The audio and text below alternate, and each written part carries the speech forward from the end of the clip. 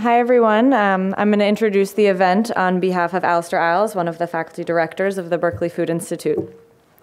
Good afternoon, and I would like to welcome you all to our third Food Exchange panel event for the semester. Today's topic focuses on labor and health, working toward a healthier food chain. We will consider the multifaceted links between labor and health. These links include the impacts of poor labor conditions on the health of consumers and the implications for food safety, as well as the impacts on workers across the food chain themselves. Let me introduce the moderator for today. Unfortunately, our original moderator, Edwin Dobb, fell ill overnight and is very disappointed not to be here today. Our executive director, Anne Thrupp, is bravely stepping in as the moderator at the last minute, but she brings vast agricultural and food experience to our panel. Most recently, Anne was the manager of sustainability and organic management at Fetzer Vineyard for a decade. She has played a leading role in helping growers in California, especially in the wine industry, make a transition to organic and sustainable practices. Earlier, Anne worked with the Environmental Protection Agency's Agricultural Initiative in the Western Region Office, managing grants to support sustainable farming initiatives.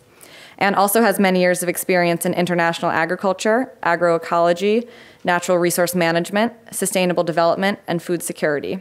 From 1990 to 1998, she was Director of Sustainable Agriculture at the World Resources Institute, working on projects in Latin America. Anne has a PhD and MA in Development Studies from Sussex University and completed her postdoc here at Berkeley. We are very lucky to have Anne at the Food Institute, and it's over to you to start. Thank you. Well, thank you all for coming. It's great to have you here today, and I'm really excited to be doing this. Actually, I am very sorry that Ed got sick, but I actually think this topic is very exciting, and I'm really pleased to be here being the pinch hitter. So I have a new role, being a pinch hitter. So as Alistair said, or the initial comments here, I mean, we all recognize that social justice issues are critical to sustainable agriculture and to sustainable food systems. Very often, a lot of the food movement has focused on environmental impacts and environmental initiatives and agroecological alternatives, but all of us recognize increasingly that social justice and labor issues are absolutely critical to address in the transition towards more sustainable food systems. So we're delighted to be having this panel discussion today to really address the human dimensions, the faces of agriculture and food systems really up front. And so again, thank you for coming.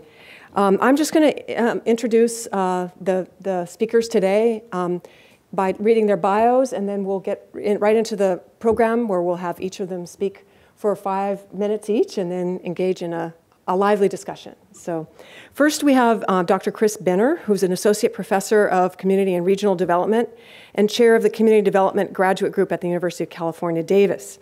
And his research focuses on the relationship between technological change, regional development, and the structure of economic opportunity, focusing on regional labor markets and the transformation of work and employment patterns. Professor Benner's recent book, co-authored with Manuel Pastor and Martha Matsuoka, is "This Could Be the Start of Something Big: Social Movements for Regional Equity in the Future of Metropolitan America," which examines the new regional movements around community development, policy initiatives, and social movements organizing, and their potential for promoting greater economic opportunity for disadvantaged residents in metropolitan areas. He's also the author of Work in the New Economy and co-author of Staircases of Treadmills about labor markets and economic opportunity. Dr. Benner received his doctorate in city and regional planning from UC Berkeley. Second, we have Saru Jaramayan, who we're delighted could join us today. She seems to be spending a lot of time on the road recently, given her incredible work. And Saru is the co-founder and co-director of the Restaurant Opportunity Centers, Restaurant Opportunity Centers United, ROC United, and director of the Food Labor Research Center at University of California, Berkeley. She is currently a visiting scholar with the Berkeley Food Institute and lecturer at the Goldman School of Public Policy. After 9/11, together with the displaced World Trade Center's workers, Saru co-founded ROC in New York, which has organized restaurant workers to win workplace justice campaigns, conduct research and policy work, partner with responsible restaurants, and launch cooperatively owned restaurants. ROC now has 10,000 members in 19 cities nationwide Dr. Jaramayan is a graduate of Yale Law School and Harvard Kennedy School of Government. She was profiled in New York Times Public Lives section in 2001 and was named one of Crane's 40 under 40 in 2008 and 1010 Win Newsmaker of the Year and one of the New York Magazine's most influentials in New York City.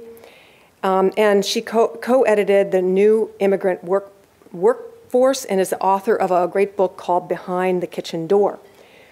Gosh, and just since this bio was written, she has another accolade to add, which is one of the top 10 influential women of the year, according to CNN. So we have an amazing celebrity in our status, as well as an incredible worker on the ground, making change happen. And third, we have Seth Holmes, and Dr. Seth Holmes is the Martin Sisters Endowed Chair, Assistant Professor from the UC Berkeley School of Public Health, Community Health and Human Development Division, and the graduate program in Medical Anthropology. He's co-director of the MD PhD track in Medical Anthropology, coordinated between UC San Francisco and UC Berkeley, and director of the Berkeley Center for Social Medicine. Professor Holmes is currently investigating social hierarchies, healthcare, and naturalization and normalization of difference and inequality in the context of transnational U.S.-Mexico immigration and migration. This project led to the publication of the book, Fresh Fruit, Broken Bodies, Migrant Farm Workers in the United States. For this book, Professor Holmes migrated with undocumented native Mexican farm workers, including living in labor camps, picking berries, pruning vineyards, accompanying workers to clinics and hospitals, living in mountain villages in southern Mexico, trekking across the US-Mexican border, and being placed in the Border Patrol jail. Talk about an experience. It's pretty amazing. Fresh Fruit, Broken Bodies has won the Anthropology of Work Book Award and the New Millennium Book Award for the Society of Medical Anthropology. Dr. Holmes holds both an MD from UCSF and a PhD in Medical Anthropology from UC Berkeley and UCSF. So I think even before we get going, we should have a round of applause for these amazing people. And we're delighted to have them all here, truly honored. And it's an honor for me to introduce them. So I think with that, we're going to have each one of the speakers, I'm going to sit down, and we'll have each one of the speakers speak for just 5 minutes on their topics. And it's a short time to try to encapsulate an incredible amount of rich work that they've all done in this field. But we'll open it up. I'll have a few questions, and then we'll open up to the audience. So, Chris, take it away. Great. Well, first I want to thank all of you for coming here to this talk. I want to thank the Berkeley Food Institute for the invitation to be here. I'm not so thankful for the command to speak a short period of time. You know, it's a bit tough to ask a professor to speak for a short period of time. It's a little bit like asking a fish to walk. You know, we kind of live in talking. But I do have a bit of an advantage. I have some training in economics. And economists know very well why talk is cheap. So, of course, because supply greatly exceeds demand. But I'll do my best. Now, what I'm going to do is really just say 3 things. And part of why I'm going to say 3 things is because you'll notice in Anne's description of my bio that there was nothing in there about food. So never let ignorance stop you from profounding on something you may know nothing about. At least it never stops a professor. But I'm going to say 3 things about how my research relates to labor in the food system and why in the last 3 or 4 years I have become increasingly interested in food system work and doing research on food system, including doing some wonderful collaborative work with Sarah, which has been great fun and really humbling to try and keep up with her in some ways. Anyway, so 3 points. The first point is about the nature of our economic crisis in this country. And you're all aware about the problems of coming out of our most recent economic great recession, but we actually have a much deeper set of economic challenges in this country that I think of as being rooted in 3 different intersecting processes. So one has to do with slower growth. Over the last 30 years, we have averaged substantially slower economic growth than the 30 years before that. Tied very closely with that economic growth is increases in inequality. And I could bore you for the next 2 hours with all sorts of statistics about inequality, because that's part of what I study. But just as a couple of things, the percentage of total income every year captured by the top 10% of income earners is now 50% of total income. It's up from 30% from 30 years ago. The top 1% now takes home 23% of total income in the country as a whole, nearly triple what it was 30 years ago, about 8%. So growing inequality. The third dimension of this crisis that we can talk a little bit more about is the political paralysis that we face in a country that is at least partially rooted in the increasing spatial sorting that we've experienced in this country over the last 30 years. Just as a couple indicators, the percentage of the population that live in either an extremely wealthy neighborhood or an extremely poor neighborhood has doubled over the last 30 years, from 15 to 30%. We've sorted politically, too. The percentage of the population that lives in a county where one presidential candidate has won by a landslide, 20% difference from the national vote, has also doubled over the last 20 years, from 25 to 50% of the population. That's an important part of the increasing paralysis in Congress, which is actually a long-term 30-year trend. I could bore you for a long time about the ways that bipartisanship is bipartisan. But the critical dimension of that inequality is that we have knowledge-based, globally integrated, technologically driven industries that are able to make incredible profits, have profit rates of 40 to 50%, but that's an increasingly minority of the overall workforce, that the vast majority of people are employed in locally serving industries, of which the food chain is a critically important part. About 1 out of 6 to 1 out of 7 of all jobs are in the food chain, starting from farm workers through food processing, through retail groceries and restaurant and food processing. And 8 out of the 10 lowest paying occupations in this country are in the food sector. So a critical part of our economic and inequality crisis in this country is rooted in problems in our food system. Second point. That should be a concern not just for those low-wage workers in the food system. It should be a concern for us as a society as a whole. There's increasing amounts of research that shows that those places that are more unequal grow slower. And it's from such well-known liberal institutions as the International Monetary Fund, who's demonstrated this internationally, and the Federal Reserve, which has looked at metropolitan regions around the country and shown that those regions that are more unequal grow much slower. And I'm aware of the problems of outdated bios because now I have a new book out that, this is the little pitch, called Just Growth, which really documents some of the processes by which regions that are more equitable, in fact, have been able to grow faster. But it's not just about economic growth. And other research, particularly a book called The Spirit Level by Kate Pickett and Richard Wilkinson, has documented by looking cross-country and then also cross-state within the US, that those places that are more unequal also have a higher level of a whole series of health problems, not just amongst those populations that are poor, but across society as a whole. And it includes greater mental health and drug use problems, greater physical health problems and lower life expectancy, higher levels of obesity, higher levels of teenage births, higher levels of violence, and poor educational performance. And so the final point, the third point, is that what are the solutions to this inequality and slow growth and health problems? Well, traditional union organizing isn't going to work very well in industries like the food system where profits are razor thin.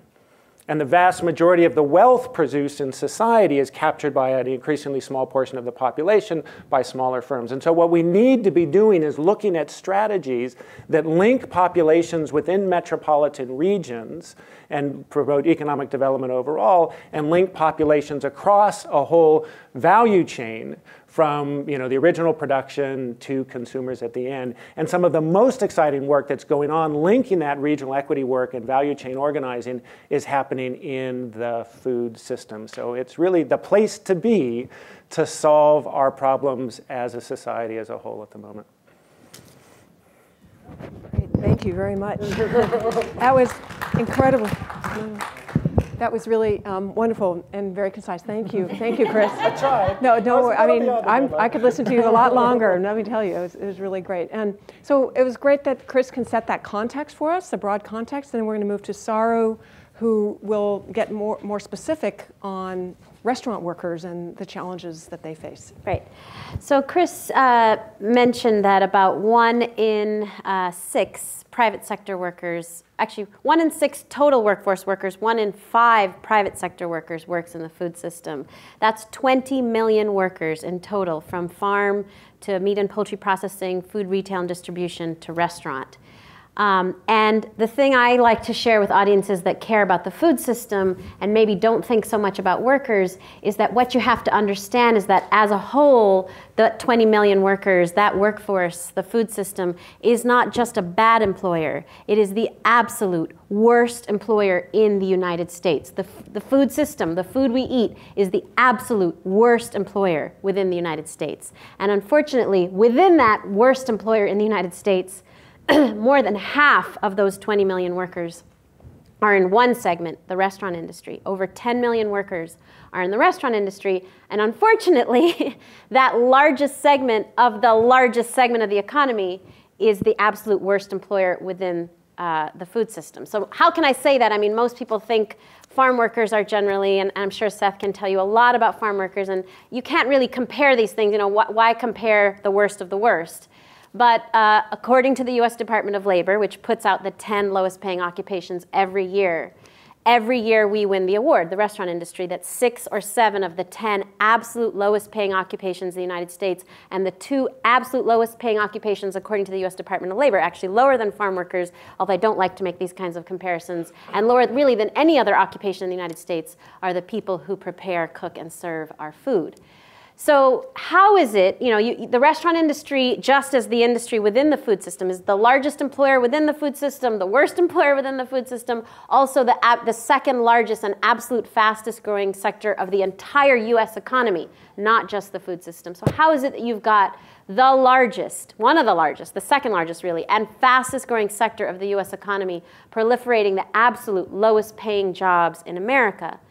Our analysis is that it's entirely political. It's due to the power of what we call the other NRA, the National Restaurant Association, which has been named the 10th most powerful lobbying group in Congress, and which back in 1996, under the leadership of a man named Herman Cain, who later tried to run for president on the Republican ticket and failed miserably, struck a deal with Congress, saying that they wouldn't oppose an increase in the overall minimum wage as long as the minimum wage for tipped workers, workers who earn tips, stayed frozen forever. And so the wage for tipped workers in America has been stuck at $2.13 an hour for the last 23 years. Now, that's not the case here in the state of California, where the wage is the same for tipped and non-tipped workers alike. But you've got to understand that we as a populace have been asleep at the wheel, basically allowing the largest industry in America to get away with the biggest, you know, magic trick in US history, which is to essentially convince Congress and the American people that they actually shouldn't have to pay their workers at all, because we, the consumer, pay their workers' wages for them. They're essentially paying about $80 a week at most for a full-time worker who lives completely off of their tips.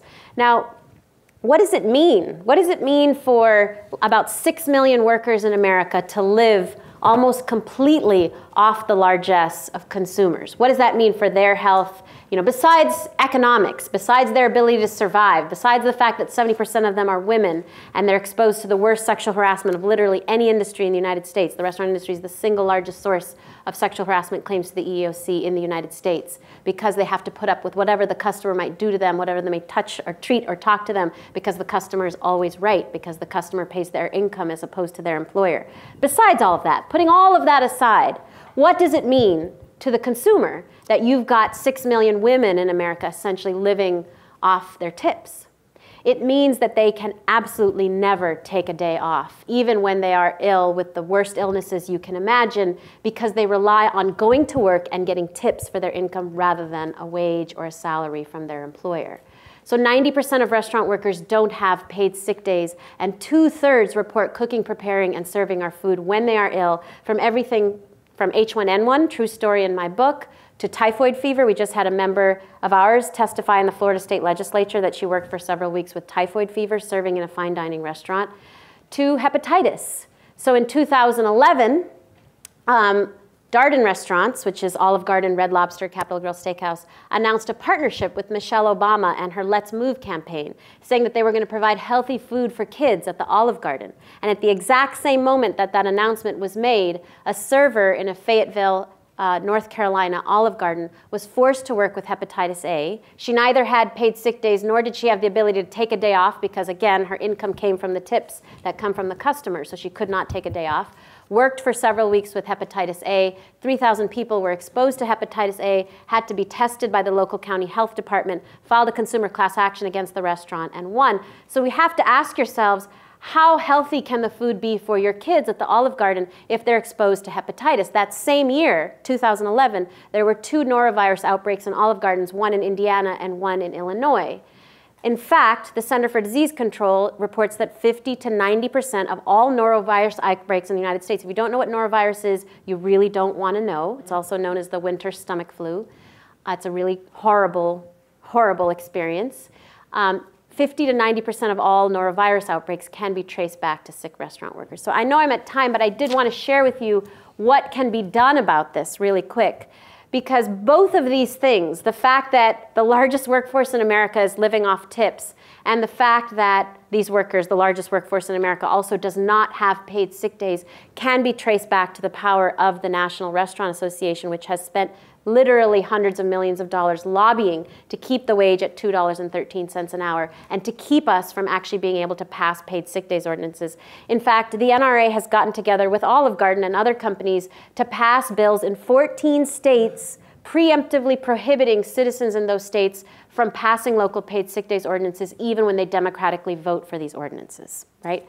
So that is the state of the world. We've got ballot, and the reason I've been on the road so much is that we've got ballot initiative. There's federal legislation you may have heard about moving through the Senate to raise the minimum wage for both tipped and non-tipped workers. But because we cannot count on Congress in this Congress, we are moving ballot initiatives and legislation around the country to actually eliminate the lower minimum wage for tipped workers altogether. We've got a ballot initiative moving in Michigan, another one moving in Washington, D.C. that would raise the wage for everybody, tipped and non-tipped alike, including actually farm workers.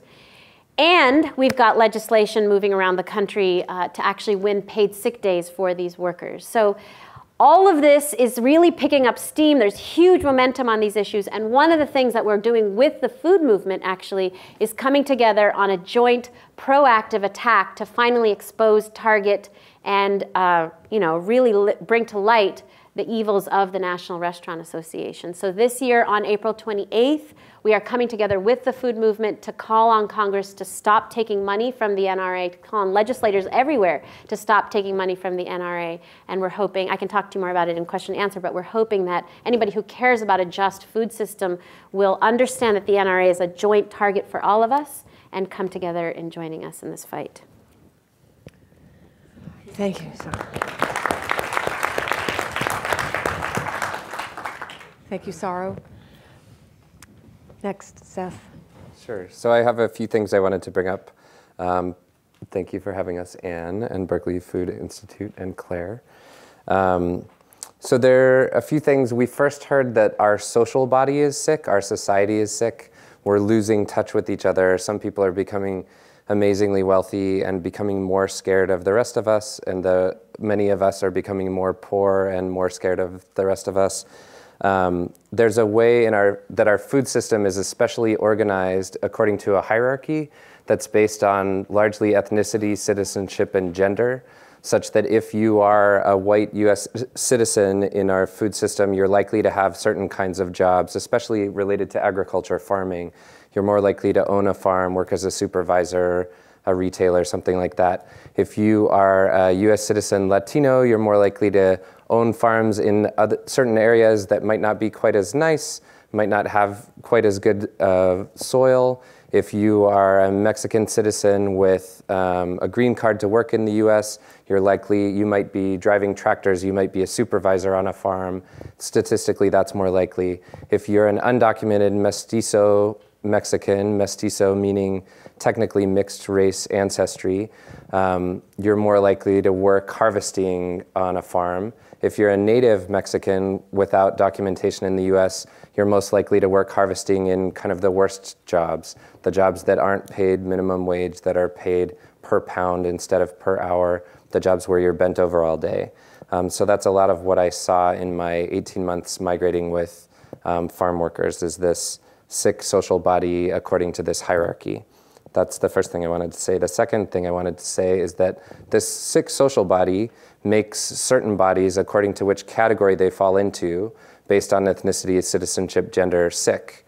So farm workers who live in labor camps that often don't have heating, don't have insulation, have poor plumbing, and who are working in Washington state 7 days a week, bent over, in California 6 days a week, if that's actually enforced. Although since George W. Bush decreased the funding for OSHA and for wage and hour at the Department of Labor, we have a lot less people going out who can enforce the labor laws that do exist. So based on this hierarchy, we have a lot of people getting sick, largely essentially based on their race, based on immigration status, not anything else. The third thing is that we as a society, and we as foodies, I'm going to interpolate you into that category and myself, often don't care about certain bodies involved in the food system. We have a hierarchy, kind of a symbolic hierarchy of bodies, that we often care about the eaters of the food. Ourselves, we want organic food. We don't want a lot of petroleum used, partially because we care about the environment, but partially because we don't want to breathe it in, and we don't want global warming to hurt the environment / us. But oftentimes we don't think as much about the people who are harvesting the food, who, as Cesar Chavez, brought up, and you'll see in the movie if you watch it, which I recommend, that the most recent research is that over 60% of farm workers don't have enough money to have enough food for themselves and their family in the last month. There is a way that based on race, language, citizenship, that there's a hierarchy of bodies. We often, in subtle ways, legitimize or justify that certain kinds of bodies have certain jobs. In my research and a lot of interviews with people, I heard that Mexican migrant farm workers, and specifically native Mexicans, should be picking strawberries because they're lower to the ground anyway, which is the same thing that a senator said in a US Senate hearing from California, George Murphy. So there are lots of ways that these kind of racialized understandings of bodies serve to subtly justify this hierarchy. And then the other way that bodies are kind of symbolically hierarchized is this legal categorization of certain workers as skilled and certain workers as unskilled. So I picked 1 to 2 days a week on a strawberry farm for 2 seasons and a blueberry farm and pruned vineyards during my research, and I never was able to make the minimum wait. But I was allowed to keep my job because I was the white US citizen guy who's kind of interesting to have around. The people who I picked with, and I picked as hard as I could, I got slowly faster over the 2 seasons. I imagined that I had a family that needed every strawberry was a nickel, and I needed all the money I could get because farm workers during my research were making $5,000 to $7,000 annually total. And I learned how to pop the leaves off with each hand, so I didn't pick with 2 hands like we often do at the U-Pick stands, which are kind of an enjoyable, not realistic version of what it's like to pick. But the people I was picking with were clearly very skilled at harvesting the food that keeps us healthy. And so skilled versus unskilled can't be about actual skill in a precise way. It has to be more about what we as a society value. And there's a way that I'm considered skilled labor because I have an MD, I have a PhD, I work at Highland Hospital, I teach at Berkeley.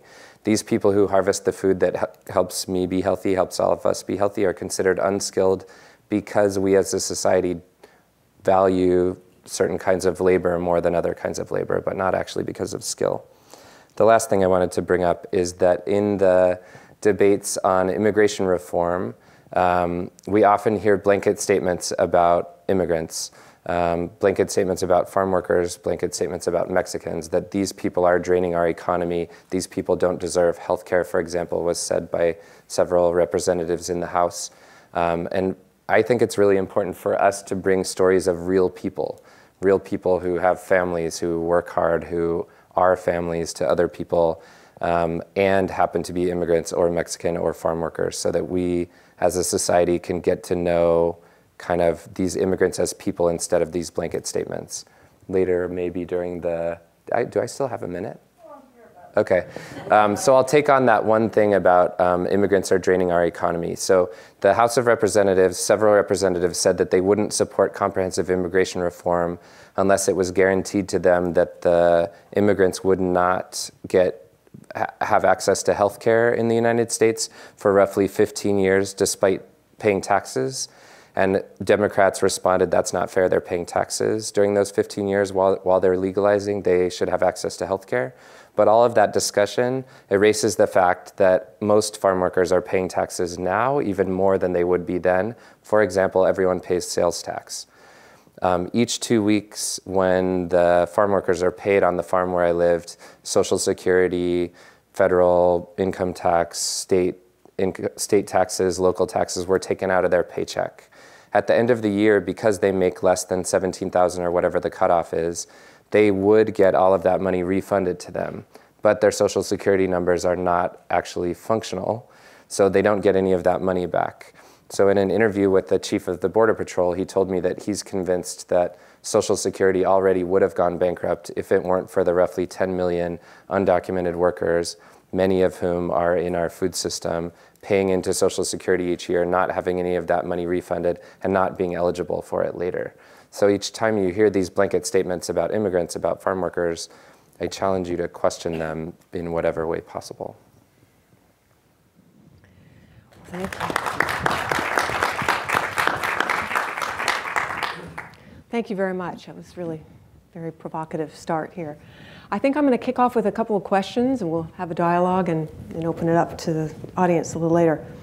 A couple of you alluded to what can be done about these huge challenges. I was just wondering if you might elaborate, each one of you, a little more about, based on your experience, and both in your research, in the case of Saru, obviously you've been really active on the ground, affecting change in policy and with organizing. But in general, based on your experiences, what would you recommend as implications or recommendations about what can be done?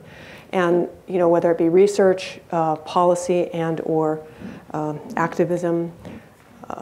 So just, I think you all alluded to it. Maybe you just could go into a little bit more depth. So, Bruce. Yeah, so let me say a couple things. I'm actually going to jump off of the points that I really appreciated Seth raising about immigration reform. And some of my research on regional equity solutions is rooted in processes within regions that bring together unusual allies. Diverse knowledge networks, leadership networks, diverse by income in particular. And we've done a bunch of research along with my co-author Manuel Pastor, both in that Just Growth book and another new book that's coming out, just another plug, called Knowing Together, Growing Together, which is all about making those connections. But I wanted to raise that because the immigration reform issue, Manuel is doing some really interesting work now looking at the potential voting impacts of comprehensive immigration reform, and actually making what maybe is a potentially controversial argument about why Republicans should be the most strongly in support of comprehensive immigration reform, because the voting impact most likely is not going to be from new undocumented immigrants becoming voters. That's likely to unfold over a long period of time. Many of them may not become full citizens. They may just have green cards and be regularized. But the children of undocumented immigrants are full citizens and will definitely become eligible to vote. And many of them will vote. And if their parents are never regularized or legalized in this country, they're almost for sure not going to vote Republican. So it's just this point of like the arguments for benefiting people within the food system cut across, I think, all ideological and economic strata. Well, their solution to that is just don't let them vote, right? Don't let anybody vote. So there are three things that we always call on consumers to do, and then I can talk a little bit more about what I think the Berkeley community can do. The first is to get educated on the issues. I mentioned that we as a populace have essentially allowed the largest industry in America to get away with a crime, actually slavery in many ways, which is essentially saying we shouldn't have to pay our own workers' wages at all, the consumer should. So educating ourselves, we ask that as much, we've been on this, huge, I've been on this like 200 city book tour trying to get people, the book was published last year, but it goes on, because we really are trying to lift up the issues of workers, as Seth said, to be equivalent, to help the movement for sustainable food, to embrace the idea that sustainable food must include sustainable working conditions for workers along the food chain. We've been trying to get people to read Behind the Kitchen Door as much as they might read An Omnivore's Dilemma or A Fast Food Nation, and to really embrace and learn about those issues. So that's number one. Number two, we actually created an eater, a consumer organization and website precisely to cater to people who are eating out and want to know what can I do. It's called thewelcometable.net. You can go on it and sign a petition to tell Congress enough is enough. You have to start listening to us as opposed to the National Restaurant Association. You can also find an app we created on that website. It's free. You can download it on your smartphone. It's called the ROC National Diners Guide, that tells you how the 150 most popular chains in America are faring on issues of wages and benefits and promotions practices. But we didn't create the app to tell you where to eat and where not to eat. We created the app to help you with the third thing we ask of everybody who eats out, which is to speak up every time you eat out. To use the app not to say, oh, I should eat here, I shouldn't eat here, but actually as a tool, whenever you eat out at the end of your meal, to go up to the manager or the owner and say, I love the food, I love the service, but I would love to see your restaurant do well in this guide. I would love to see you provide paid sick days. I would love to see you provide a livable wage for these workers. Because that's important to me as a consumer, and it impacts myself and my family's health. But as a Berkeley community, that's what I say when I go around the country, those three things. But as a Berkeley community, I would hope that we can do more than that, especially on research and policy work. So I'm going to talk about policy first and then research. I mentioned that there are campaigns moving around the country, and there are ways for students and professors to get involved with these campaigns, particularly because they are moving the edges of what's possible, right? So people until this past year thought it was not possible to change the situation that tipped workers earn less than everybody else. But we actually have now ballot initiatives and legislation moving around the country, and there are ways to support it. Right here in the city of Berkeley, there is a fight going on, which is that California has not had a lower wage for tipped workers for decades. It's okay. California hasn't had a different wage for tipped workers for decades, but when the Berkeley City Council started considering an increase for all minimum wage workers in the city of Berkeley, suddenly the Restaurant Association showed up and said, well, if you're going to do that, leave out the tipped workers. And somehow they've managed to convince some of the city council members and possibly the mayor that that's the right way to go, even when the city attorney has declared that that's actually illegal in the state of California, that California actually doesn't allow tips to be counted off of, in other words, tips cannot be wages, as they should not be. Tips are not wages. So this fight is going on right here, right in the city of Berkeley. We're playing a defensive fight here in Berkeley. We need people to, do research on this, say this is illegal, improper, and I'll give you some examples of what can be done.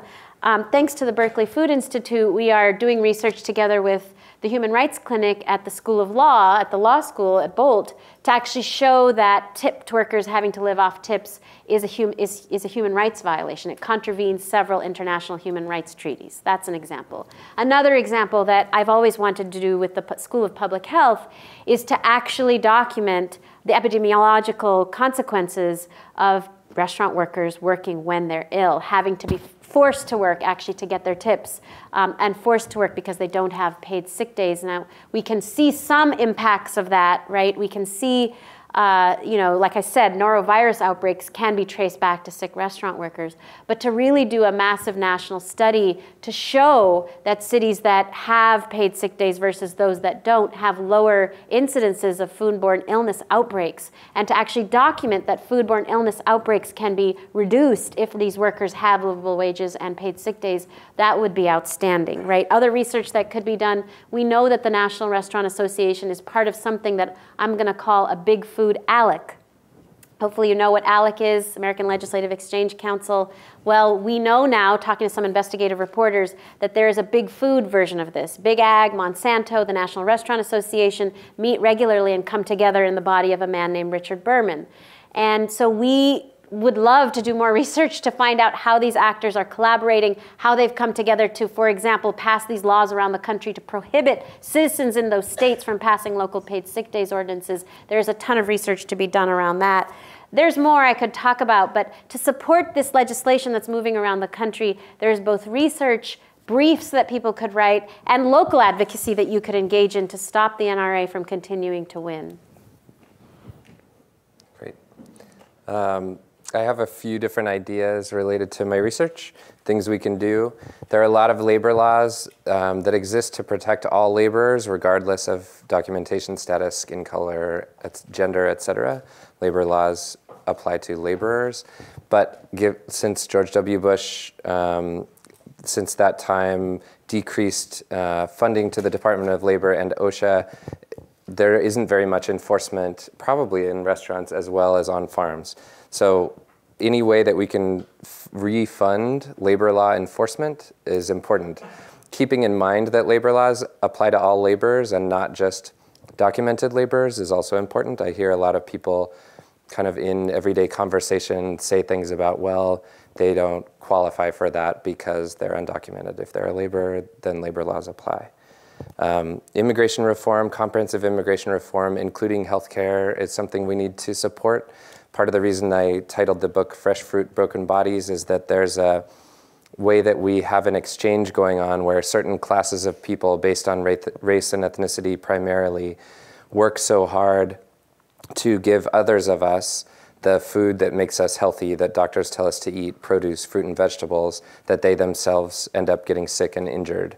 So there's this inverse exchange of health being passed from one group to the other and sort of taken away. So healthcare is extremely important for this group of people. The third is our food system lacks transparency in important ways. For example, if I lived in Santa Cruz and I wanted to buy locally grown berries because I care about local food, and I bought berries from Driscoll Farm because Driscoll, the berries say Watsonville, California, the fact is that the berries that I picked in Washington State were sold under Driscoll labels or other labels in other places because those plastic clamshells were sent to that farm, filled up with berries, and then sent back. So the labels don't actually tell us very much about where our food comes from. They just tell us where that company's headquarters are. So the United Farm Workers, UFW.org, has information on contract farms that you can buy wine from, strawberries from. Swanton Berry Farm nearby has fabulous berries, mushrooms. And the United Farm Workers, along with PECUN, the Piñeros y Campesinos Unidos, which is a farm worker union in the Northwest, along with some other interesting allies, including Costco, have put together the Equitable Food Initiative, EFI. And the idea of the EFI, which is being rolled out right now in California with certain labels, is that it's a certification program to tell you that labor conditions in these farms are good. So you can buy organic food, which does not mean that farm workers are treated well. You can buy non-organic food. You can buy EFI food, which tells you farm workers are treated well, but there still might be pesticides, or you can buy organic EFI food. So look for EFI, Equitable Food Initiative. Keep it in your mind because it's just rolling out, so it might take a little while for you to see it. The last thing, since I'm an anthropologist, and I kept looking back because I wanted chalk to write on the wall. In anthropology, I really like a theorist, Pierre Bourdieu, who passed away, I think, in 2007, sociologist and social theorist from France. And he writes a lot about the ways in which social structures, for example, these hierarchies that we've talked about, influence symbols, for example, terms like illegal alien, dirty Mexican, these kind of symbols that do some work in our head. And then those symbols reinforce structures. And each of these things we can engage in for change. For example, the New York Times and the Washington Post last year signed on to no longer use the word illegal, because we have a sense that if someone is illegal and they're an alien, they're scary, because illegal sounds like criminal, it sounds violent. And aliens, we know, are scary because they're green and they come in UFOs. So getting rid of that and saying undocumented workers or something that isn't scary and tells the reality undoes some kind of fear that plays into policymaking, voting, BB guns being shot at Mexican immigrants in Orange County every year, et cetera.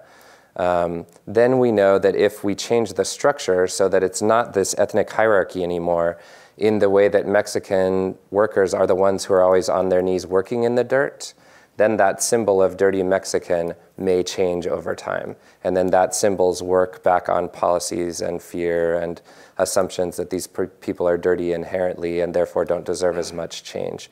So whatever we can do on both sides of changing the hierarchy to be more equitable and changing the way in which people are talked about according to this theory, which I like, kind of pushes change forward. Great, thank you. That was you touched on so many of the issues that I was going to ask about specifically, like immigration reform and human rights and the rest. But that was really interesting comments. I wanted to go back to a question that I didn't plan to ask, but I think really comes up in this, is this issue of fear.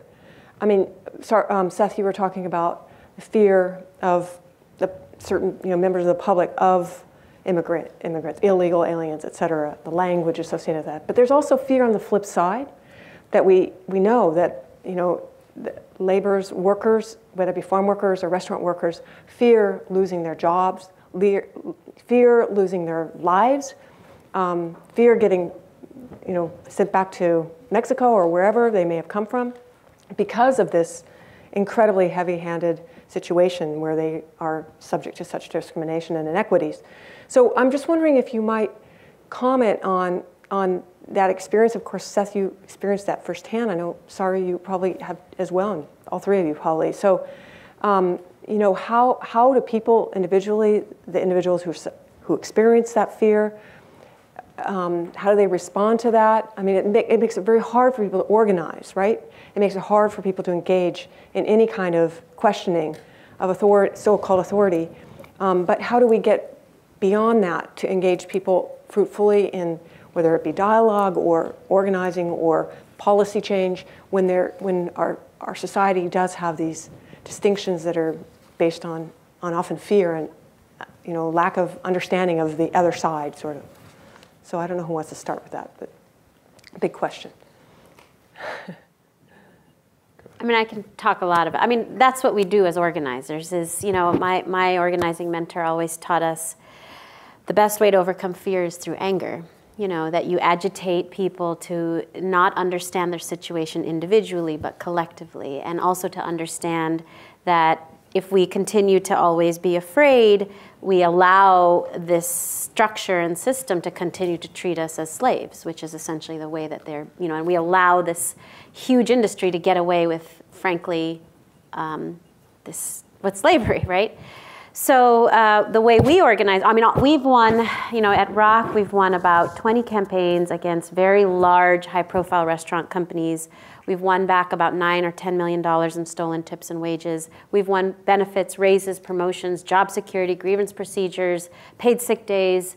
And most of those campaigns have been led by undocumented workers because we've managed to organize these workers to basically overcome their individual situation, help them see the collective situation, help them see the structural situation, and help them to get angry. Help them to get angry about the fact that if I just continue to be afraid forever, if I allow this situation to continue for me forever, then both myself and generations of workers to come will always be exploited in these ways. And can I just follow up with that and ask, but doesn't easily, wouldn't anger escalate into violence or confrontation that can end up resulting in their worst fears, which is to either be, kicked back to wherever. I mean, or really exploited even in a worse way. So I just wonder how do you avoid that? I've never experienced a worker getting angry and getting violent. Never in my life.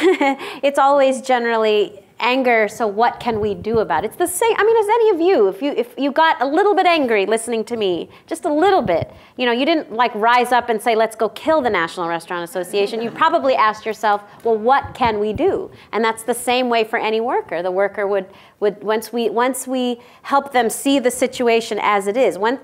See, the key is it's not that a worker doesn't understand the situation or the structures that are oppressing them.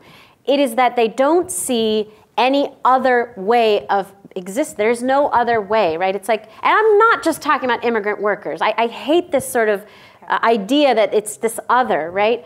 Restaurant work, I'm sure many of you have worked in the restaurant industry, and I bet those of you that have worked in the restaurant industry would probably have been afraid to speak up and say anything to your boss who did anything to you. I mean, I was speaking at the University of Chicago giving a book talk about sexual harassment in the restaurant industry, and a young student raises her hand and says, I don't understand why you're talking about these things as if they're so outrageous. This is just the way it is in our industry. And I said, it's outrageous that you don't think it's outrageous, right? So it's so normalized, not just for immigrant workers, but for all workers in America, that this is the way things are. So it isn't that they don't understand the situation, or that if they find out, they're suddenly going to revolt and kill people. It's that they actually don't see at this moment a path to change it. And once you help them see that there is a way to change it collectively by saying, through our anger, we can change this situation, we can demand a different situation, then change does happen. And then on the question of deportation, you know, everybody has a reason to be afraid. I don't want to lose my job. You know, I don't want to be deported. There's always a reason, an excuse, we call it, for the fear. And frankly, as Seth said, undocumented workers have rights in this country. I almost never have seen deportation occur when workers stand up in their restaurant. I mean, that doesn't mean it doesn't happen. It does happen. But my opinion is that for the most part, we don't actually in this country, the powers that be don't actually want to deport these workers because we need these workers, right? Capital needs these workers. They just need them to be afraid. So they will engage in deportations in very limited and very strategic points and places and times so that workers remain in a feeling of that they are an underclass and they must be afraid. But they don't engage in it in a systematic way. I can give you 10,000 examples from my own experience where the hate groups that I was up against literally called former INS, ICE, and said, come here, there are illegal aliens standing right here. And INS said, deal with it, we're not coming, right? I can give you any number of examples of that, and that is because we don't actually want to deport 12 million people. We want them to stay in fear, right? So let's get Chris and then Seth, and then we'll open up to the audience. So I want to talk about fear in a way that links what's going on with the food system to our broader economic challenges. And I really appreciate the question, and it reminded me there's a Stanford historian whose name I'm not going to pull out at the moment, who was writing about the New Deal in the 1930s and all the social programs that were put in place. And the title of that book was Freedom from Fear.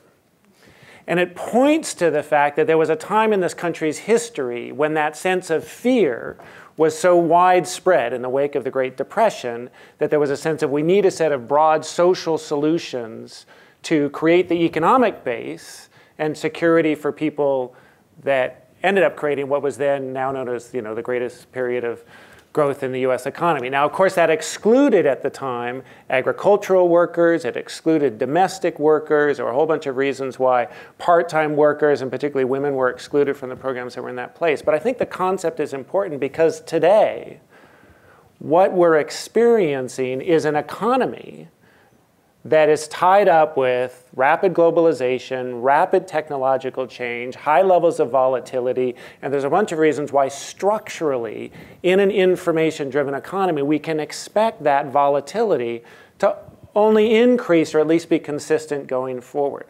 And so fear of losing a job is becoming widespread amongst a much larger portion of the population, and it provides an opportunity for making linkages around solutions. And the solutions lie in what I think of as social wage and broad social support.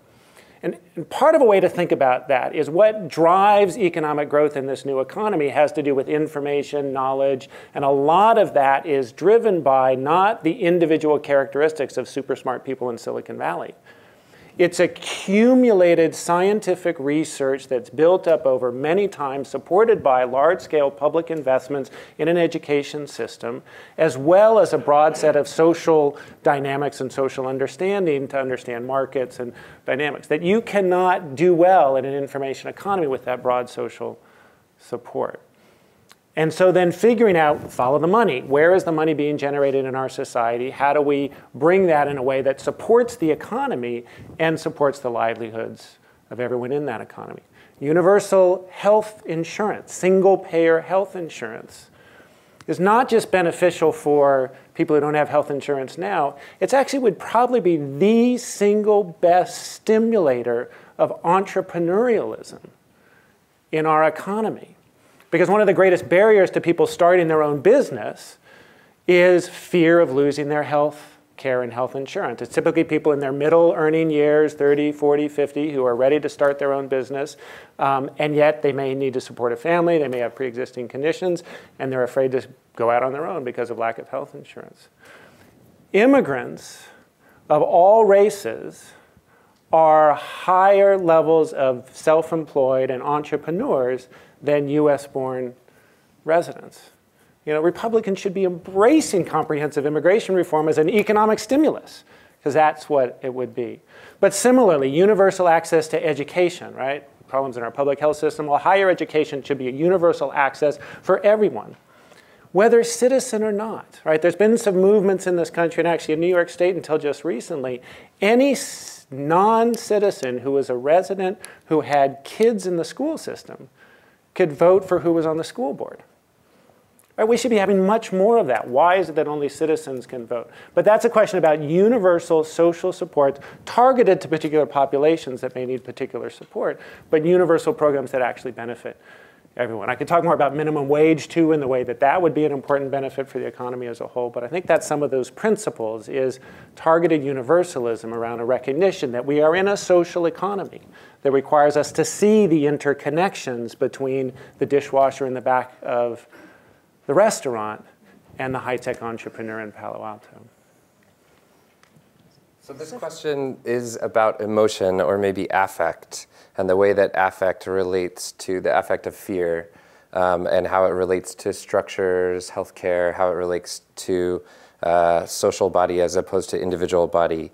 I have thought that the work of Lauren Berlant recently has been really helpful. She wrote a book called Cruel Optimism, in which she argues that the optimism that attaches us to the kind of historic assumption of the good life in the future, the retired life, the life where we work 5 days a week and it doesn't kill us, and we have time off to do other fun things with our friends, and then we get to retire when we're 65, we have healthcare, we have family, they're all taken care of, for more and more of us, that is less and less available. And that kind of optimism is a cruel optimism that kind of leads to a sort of widespread disappointment, a widespread kind of lack of hope. And there's a way that that's true for a lot of people. You talked about the spirit level, increasing inequalities. We talked about how it's a social thing. All of us, you know, a lot of us have worked in restaurant industry and have experienced that. There are ways that for farm workers, there are increased disappointments. There's a strong sense, like I am tempted to read a tiny bit of an interview from the person who's on the front cover, Marcelina, of the book, who says, I wanted to come here to make money, but no, I don't even make enough to send to Oaxaca to my mom who's taking care of my son. Sometimes the strawberry goes poorly, your back hurts, and you don't make anything. This is not good. You don't even have enough to eat. I have 2 children, and it's very ugly here, very ugly to work in the field. That's how it is. Sometimes you want to speak up, but no, you can't speak to them. So there's a sense that just for the reality, the experience of the migrant farm workers who I got to know, their trip starts with pretty incredible fear. Crossing the border is and fear-laden experience of cacti that you run into in the dark because you're not using lights, to the people who you run into in the dark might be Border Patrol, who you're scared of because they put you in jail and then you have to be deported, or vigilantes who have guns who you're more scared of because they don't have enforcement on them, or robbers who want to steal your money because they know that you have $4,000 to pay for food and coyotes, to coming to the farm and a lot of farms not listening to you when you speak up or saying that they'll call the Border Patrol, which in most states they can't do. And the police can't do in many states, but they find other ways around it, call the Border Patrol to come interpret for them. And then once the Border Patrol's there, they can act on their own, et cetera. So there's a way that this disappointment is affecting a lot of people broadly, is affecting people in the food system especially strongly. And there's this additional layer of different kinds of fear and different expectations from one country to the other, that maybe your family members told you that they're doing fine when you talk with them on the phone and they're in the United States working on a farm, because they don't want to disappoint you. They don't want you to feel bad that they're there. But then that creates a certain kind of optimism in you that you want to go there and also see that life that is fine and working. And then you arrive and find out, oh, actually, that United States that I was told about on the phone isn't the reality that they're actually experiencing. That's what's being shared as a way to care for me when I'm still in Mexico or Honduras or somewhere else. So there's a lot of forms of this cruel optimism that probably a lot of us are experiencing, but also are experienced in multiple different ways by people in the food system. Okay, well, I have lots more questions myself, but let's open it up to the audience. And thank you; those are all really interesting and insightful comments. So, any questions? I work in education.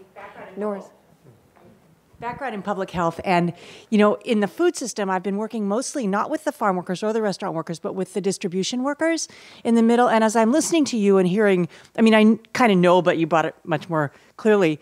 Some really dreadful basic things that you've got to do that maybe we aren't thinking about education and training. To me, it's so critical to a good business is that you will do education for empowerment. I want the workers to be, and I love working with those who are not, but are considered unskilled workers, childcare workers, warehouse workers, truck drivers. Haven't ever worked with farm workers in that way. But I'm just wondering, my question really is, what do you think of that? Is this like too esoteric to be thinking about education and training and I'm not talking to the evil companies. They have to be a little bit caring of their workers for me to say to them, you must invest in really high quality education and training for your workers. And they say, we can't afford it, right? And so I was just kind of saying, well, do you think I'm wasting my time? Not at all. We actually run the largest job training program for the restaurant industry in the country. We train thousands of workers every year to move up the ladder to livable wage jobs. And our research shows that while it's the largest poverty wage employer in the United States, 20% of those 10 million jobs are livable wage jobs. They happen to be fine dining server and bartending positions, and they happen to be held almost exclusively by white men. And to this idea of kind of killed expectations, it actually does, this is a health panel, it does have a health impact on these workers. So what it really is the myth of upward mobility in all of our society and in our industry in particular, because everybody can see those fine dining servers working at Chez Panisse, who are mostly white men. And they can see them, they can be told you can aspire to that. One day you could even maybe open your own restaurant. But we've surveyed over 6,000 restaurant workers in America, and 70% of the workers we've surveyed have never experienced a promotion or a raise. And so there's a real myth of upward mobility and the very severe discrimination based on race and gender that our workers encounter, which we've documented through what's called match pairs audit testing studies, where we've sent hundreds of pairs of white and people of color applicants with the people of color having a better resume into fine dining restaurants to see who gets hired, and found that the white applicants have twice the chance of a person of color of getting hired, and found that white applicants with an accent always had a bonus in getting a job with an accent, and that workers of color with an accent always had a detractor in getting a job with an accent. So we then did tons of research on occupational safety and health issues with these workers, hundreds and hundreds of surveys. And we found that of all the issues that impacted their stress, their physical stress that they were feeling in their body, racial discrimination was number one. It was actually the highest creator of physical stress was racial discrimination, because it was this feeling that I could get that, but I never will, because I will never have the right look. And actually being told, you don't have the right look or the right table talk to be a server at one of these restaurants. So, so all of that comes back to training, which is that it is for that reason that we created a massive job training program focused on immigrants and people of color to get them into the fine dining server and bartending positions, and found, lo and behold, you can actually do what we call formalize a career ladder in an industry that's never had formalized career ladders, in an industry that's always said to the white server, go find me somebody who looks like you look good, and said to hardworking, somebody in the back, go find me somebody who looks like you work hard, right? And instead create an actual ladder where somebody could have a certificate to move from a dishwasher to a fine dining server. And why is that important? It comes back to what Seth said about skilled and unskilled. I always find it hilarious that this industry, when we argue better wages, better working conditions, they say, it's okay, these are kids, they're moving on to something better, which is essentially, as an industry, saying everything else out there is better than us. You know, I run a pretty large national organization. I have about 70 employees. As an employer, I would embrace anybody who says, this is more than a job for me. This is a career. I want to move up the ladder. I want to do better. I consider this a profession. Treat me as a professional. And instead, this industry is confronted with millions of these workers who say, treat me as a professional, and they say everything else out there is better than us, right? That's absurd for an industry to do that. So training is critical because it professionalizes this industry. It says to the world, this is a profession. You can get a certificate to move from a busser to a server. It is not a passing job. It is not a job. It is not unskilled work. It is incredibly skilled. It is a profession. And that is how we've professionalized other professions in the United States. There was a time when teachers and nurses did not have to go through years and years of professional training to become professionals, right? The same is true for any of these jobs. If we professionalize these industries, if we created career ladders and training programs, we could hopefully get to a day where they are valued as the profession, the skilled professions that they are. So it sounded like that question was definitely directed for Saro. Thank you for answering that. I just also, a spin-off. Oh, okay, well, could I also? The question of investing in education and training, again, not for the real evil companies, because they don't care about their employees, they're not going to do it, but I'm working with lots of small food distribution companies who do, in fact, sort of theoretically want their workers to advance, but they can't see their way to do it. And sometimes they're so invested in saying, well, we have to get the medical benefits, which is really important, or we have to invest in, in a wage, and that's important too. And I'm saying, yes, but this is also really, so I think that, and again, my only work with migrant farm workers was working as a community health educator. I haven't done education and training work. I don't know what the need, you see. And I don't know, from your perspective, where you see, this need of, and it's not talked about. Like in this panel, there was nothing about, education and training as an important thing in the workforce. So let me just say a couple of things that I think underscores some of what Saro was saying, because I've done a lot of research on workforce development more generally. And no one can be against education and training because it's very clearly those with more education, those in theory. But the problem is when you see that as the solution to a set of the problems that we've laid out, if it's just an individual solution, it's not a solution. I mean, it may help one person move up in a career, but if you're not somehow changing structurally the conditions of work and employment in the company, in the industry, you're just running a treadmill. And I would say... Oh, no, and you have wait, hang on. Yeah. And so just to underscore what Saro was saying is that if you can professionalize training in the industry overall and change employers' understandings of the economic benefits they get from lower turnover, greater skills, greater customer interaction in the food distribution system. There's a whole lot of efficiencies that go along with that. But you've got to be paying attention to that link between the training and the benefits to the employers. And I would argue, using that to also advocate for greater public investment in training. Because we used to have a system where you could invest in K through 12 education and assume that, well, people will get the skills and experience they need in basic education at the beginning of their lives to move ahead in their careers, and the training would happen in the firm. But we know people are moving much more frequently from job to job to job, whether we want them to or not. And we have not made up that institutional infrastructure in lifelong learning that we need to underpin our economic future. So the more you can use the success you've had to also advocate for greater public investment in workforce and development, I think that's really critical.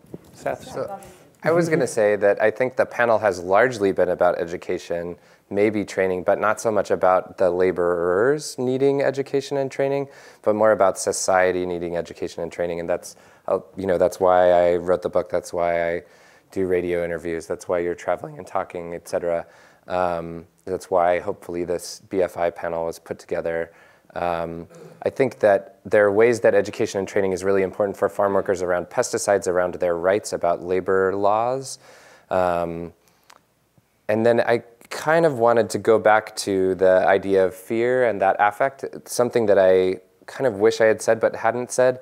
So a lot of we've talked about I've talked about farm workers and what their lives are like and how this ethnic hierarchy works. There's also an experience of fear, in a sense, at all levels of this chain, of this vertical slice of agriculture, that a lot of the farmers who I worked with, not the farmers in California who were part of large corporate farms, but some of the other farmers who were smaller or moderate or large family farms, who were very afraid, who kind of had a similar fear of being attached to the idea of this good future, because they'd seen neighbors go bankrupt. They'd seen neighbors sell to a large corporate farm, run from somewhere far away. And there is a real fear behind farmers saying, I'm not sure how to implement that because I'm afraid we're going to go bankrupt, at the same time that there's real needs for implementation of lots of different programs and changes for labor camps and working conditions.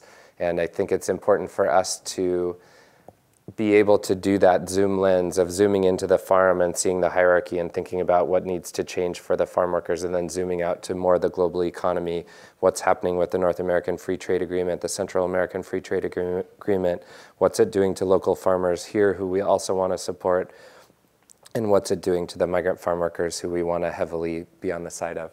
That was hopefully that answered your question to some degree. Yeah. So let's get another question from the audience, and I have another question too, but Allison?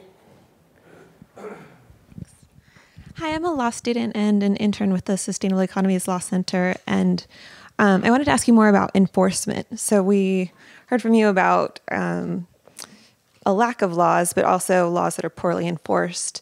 And then we at the center are starting to see employment laws that are enforced against small employers and actually put their businesses at risk, while these larger harms are going unaddressed. So I wonder if you could talk about how community organizers could influence enforcement, or what strategies we can use for these kind of less front or kind of less visible issues. Right. I'll start with that, but I almost want to call Gil up, but I'll try not to. So the California Institute for Rural Studies, which Gail Wadsworth is the director of, and Sarah works into, sent a policy-oriented kind of briefing to everyone in Congress, the president, vice president, first lady, governor of California, secretary of Health and Human Services, and in Washington State, along with a copy of Fresh Fruit, Broken Bodies that was sent by these artists in Washington State who raised money thinking that it was important for lawmakers, or at least their aides, to have access to the stories of real people who are immigrants and farm workers in the midst of discussing things. And so part of what was written about in that policy-oriented brief was related to health disparities, immigration reform, and then labor law enforcement. And for the labor law enforcement, a lot of what was being proposed is just refunding the agencies that have the power to enforce but don't have the power because they don't have the kind of human power. And in terms of community organizers, it's a great question. There may be a way that community organizers could share the information about labor laws and labor rights to people in agriculture, so then, or the community organizers could find out what's going on and then call Department of Labor or call OSHA and say, hey, we know you're short-staffed, we did a little bit of work for you, and this is what we're finding. But it's a good question, and I don't know, do you have something you want to say? Actually, California Rural Legal Assistance does have field spotters. So they have field spotters who go out onto farms to make sure that farms are in compliance with certain laws, and they'll target specific laws. Also, I just want to address the other question about education really quickly. The Equitable Food Initiative, one of the biggest aspects of their program is education for farm workers, because they feel that this really empowers them to make change. It gives them a voice in the workplace, and so they are pursuing that. I don't know how long it's going to take to roll that out, but it is one aspect that they feel is important. So one thing that's really important besides enforcement, I think, that we stated in this policy brief was bringing agriculture into compliance with labor laws. So currently, agriculture is still accepted, right? You can have kids as young as 11 working on farms, one of the most dangerous jobs in the country. In most states, farm workers don't get paid any overtime. They don't get paid for workman's compensation. There are a lot of different fair labor standards that farms don't have to comply with. So one of the things that we felt was really important was for the government to look at those again, and try to bring agriculture. And of course, restaurant workers are another perfect example. Bring them into compliance with Fair Labor Standards Act. I want to say something a little bit controversial. So the restaurant industry is, in fact, according to the U.S. Department of Labor, the single largest source of employment law violations in the United States. That's wage theft, meaning tip stealing, wage stealing, not paying workers for all the hours they've worked. So we have a lot of experience with this, but I do not actually believe that simply giving more money for enforcement is the solution. Me personally, after decades now of experience working in this industry and seeing millions of workers literally get their wages stolen, simply having laws on the books or agencies that will come in and enforce these laws isn't what actually changes the culture of non-compliance in this industry. What changes the culture of non-compliance is organizing. It's when workers stand up and say enough is enough and create consequences, for really public consequences for these employers. Consequences like, really huge, very visible actions against these employers where both workers and consumers say enough is enough. And I'll give you a quick example. I organized for years in New York City. We still have our largest affiliate there. Rampant violations of the law, from overtime to lack of wage payment. There was enforcement. There were agencies who went, and the Department of Labor went and regularly went after these folks. And as I said, the agency said there's a culture of noncompliance. We keep going after these restaurants. They keep violating year after year. Even after we've gone and enforced, the next year somebody else comes from that same restaurant and complains. It wasn't until we had massive campaigns where, for example, one of our biggest campaigns, we organized all the workers in all the restaurants surrounding Carnegie Hall and Lincoln Center, a campaign of 2,000 workers. We won $4 million for those workers. And it wasn't the settlement, it wasn't the end that made other restaurants come into compliance in the area. But during the process, 2 years of workers picketing outside those restaurants, we had hundreds of other workers in the Midtown Manhattan area come into our offices and say, my employer just stopped stealing my tips.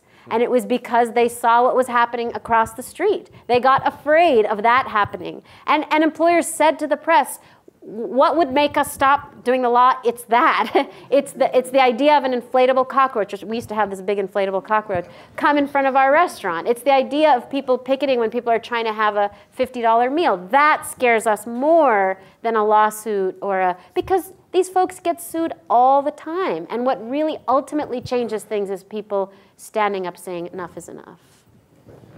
So we only have a little more time. If I could ask another question, and if we have any more time after that, we should probably break and go out and enjoy a reception. But I also would really like to find out your perspectives about industry changes, those businesses or employers that begin to make a change. I mean, you alluded to some companies that you've been working with, who are taking on at least some of these issues, who are paying better wages, who are making improvements in safety. I had the pleasure of working with a company that was quite progressive in that way, kind of set an example industry-wide. But I know that, I just wonder if you might comment on that. Sometimes those are reactions to concerns about liabilities and lawsuits. Sometimes it's people that are just realizing this is good business practice. A quote that came up just yesterday on NPR from Barbara Ehrenreich, right, who's done a new book about these types of issues, that how can people pay just outrageously sub-minimum wage when that's not a good business practice? Shouldn't that, if they're complaining about losing business, maybe they shouldn't be in business, if they're not complying with laws, et cetera. So, but yet there are companies that are starting to set new examples. Am I just Pollyanna to think that there might be opportunities? I just want to comment on that, and then we'll wind it up. So we formed an alternative national restaurant association, actually called RAISE, Restaurants Advancing Industry Standards and Employment. We have got about 100 employers in our group. They range from Tom Colicchio, star of Top Chef, who's actually a really good employer and partner of ours, all the way down to small mom and pop restaurants around the country. And we've worked with them to document and show how better wages, benefits, and promotions practices, so training included, have cut turnover in half for their businesses and have saved them millions of dollars in, our industry has the highest rates of turnover of any industry in the United States, almost 300%, 3 turns in 1 year in restaurants. So, so these restaurants have worked with us to put out a different frame, but we didn't stop there. It wasn't enough for them to just do the right thing. Because the NRA is spending millions of dollars in Congress and in every state legislature, we actually needed these employers to come together and be vocal about why this is the right thing to do. So we've taken them to Congress. We've taken them to state legislatures. We've taken them to the Berkeley City. We've taken them everywhere so that they can collectively say, we actually believe in an increase to both the minimum wage for tipped workers and non-tipped workers. We believe in better wages and better working conditions. We believe in promotions. We've seen these things do better by our workers, but we cannot do it alone. We cannot stick our necks out and be the only people doing this. We need policies to change so that the floor is lifted across the board. And that's what I wanted to say to your comment is, we call it building the ladder and lifting the floor. Because there are 2 million great jobs in our industry, but you cannot fit 10 million people into 2 million jobs. You have to absolutely build a ladder so there are training opportunities for people to advance. But you have to lift the floor so that 10 million workers can survive and live decent lives, right? It has to be both about lifting the floor and building the ladder. And that's what these employers have figured out. But they've also figured out that they cannot be the only ones to do it, because if they do it alone, we're not changing the systems and structures that keep the 10 million workers all around them, in the sea of workers around them, in the sea of employers around them, from doing the right thing. And I'll just say one more thing, which is that the problem is that the NRA continues to set the standard.